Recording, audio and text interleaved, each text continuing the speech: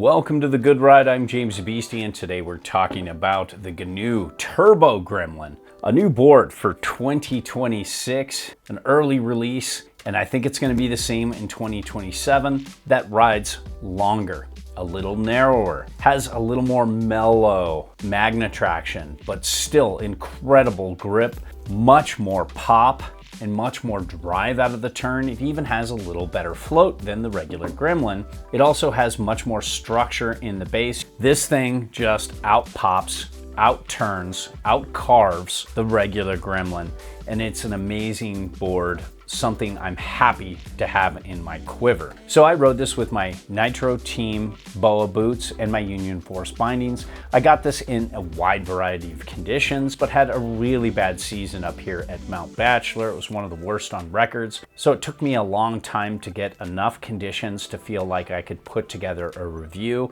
but I compared it against a wide variety of boards. You can see those comparisons in Patreon for paid members. Most of what I got was firm but fair snow to sometimes firm, often snow minty, and even a touch of ice. And then I got it in a little bit of thick, hard to ride, uneven powder.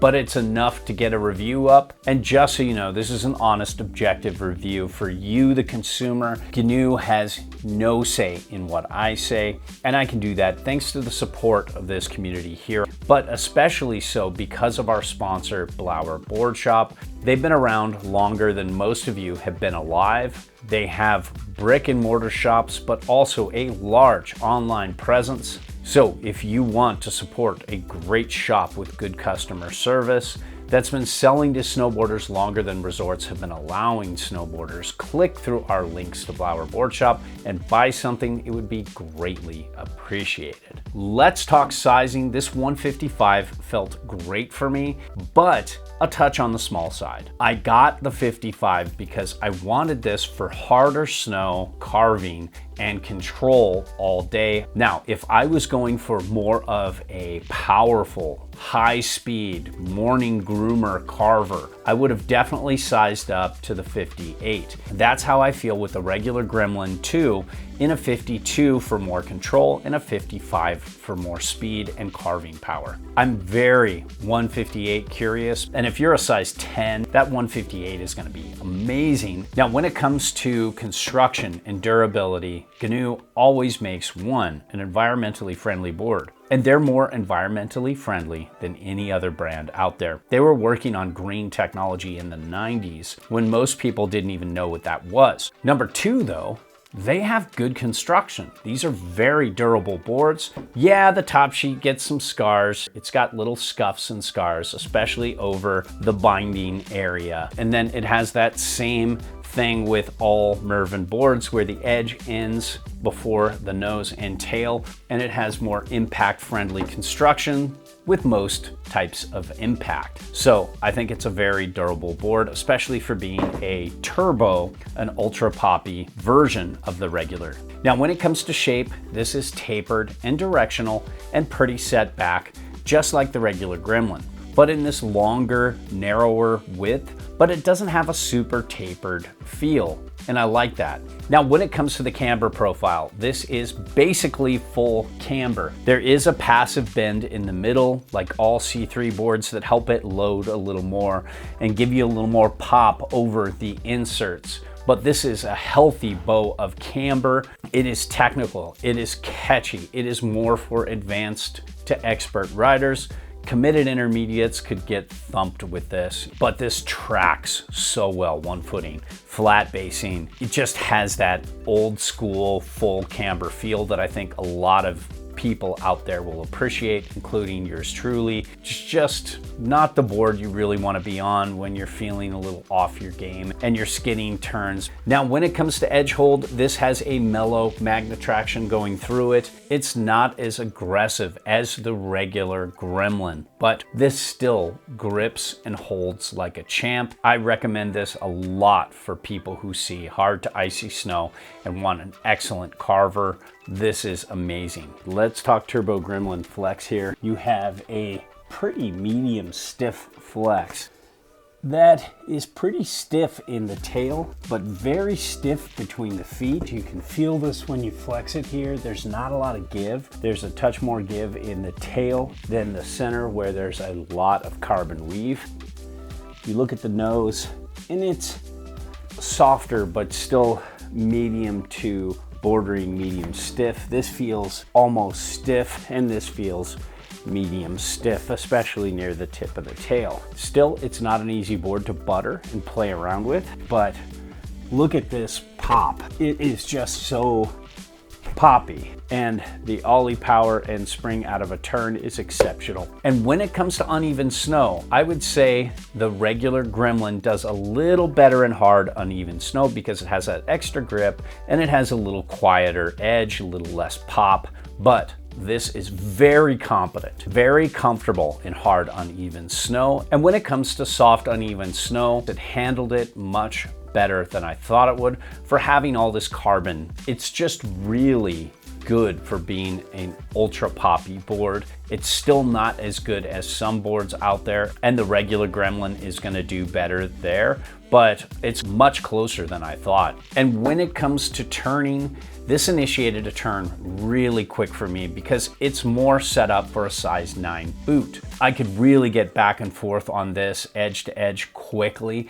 And when I set the edge and engaged in a carve, this camber profile had so much pop and spring out of the turn. If you love to jump turn, this is your board. I just couldn't believe how much more pop out of the turn there was than the old Gremlin 152 I owned in the past, and any other board I compared it against. And check out all the boards I compared it against on Patreon for paid members. I couldn't believe how well this did, and I'm so happy I have this in my quiver. This is just exceptional for carving. And when I was carving, I found that I could weight my turns any way I wanted. You can front foot weight your turns with this pretty well, and as long as you're a little cognizant about the tapered tail, it won't feel washy. You can center weight it, and back foot weighting out of a hard carve really just makes this board spring, but you can weight it any way you like, and you're gonna get incredible pop and drive out of a turn. And you can make a wide variety of radius turns. This, of course, circle carves very well. I think I like the Gremlin a little better than the Turbo Gremlin for that.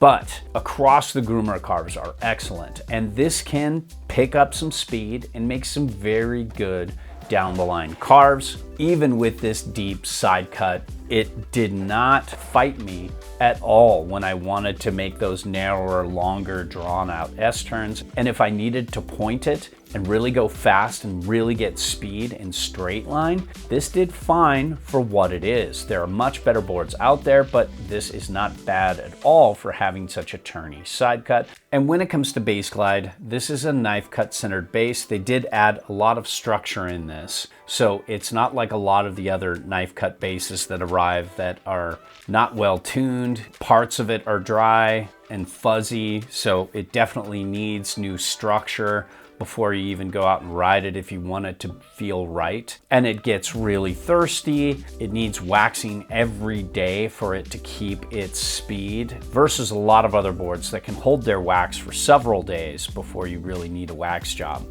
But I will say I like this new structure they put into it, and it allowed me to really cake in a lot of wax. This can hold almost 2 days, where the old tune of the knife cut centered base will only hold 1 day or a half a day, and then you need to wax it that night. So I like the improvement there, but I really would love to see Mervin introduce a new centered base that's more in line with the rest of the industry. They're behind here. It might be a deal breaker for some. This wasn't a deal breaker for me because this has so many other amazing qualities. But if you need a faster, easier gliding base that holds wax better, it might be a deal breaker for you. Now, when it comes to POW float, I love the stance range on this. I could set this all the way back, and I was surprised this floated better than I thought in the crappy, thick, wet, often uneven powder I rode it in. It's no dedicated powder board, and if you like boards like the Orca or the Libtech Mayhem Rocket,